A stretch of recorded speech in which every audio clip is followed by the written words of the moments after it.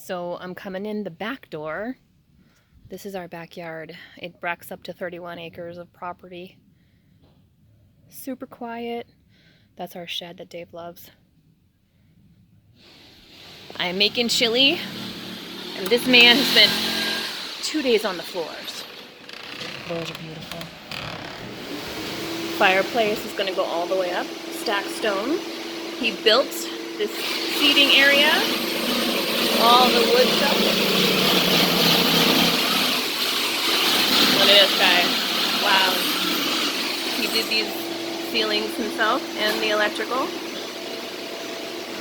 We're still working on the kitchen.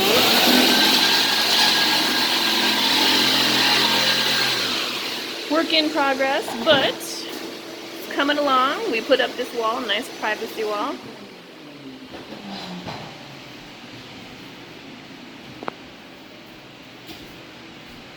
What a hard worker are you?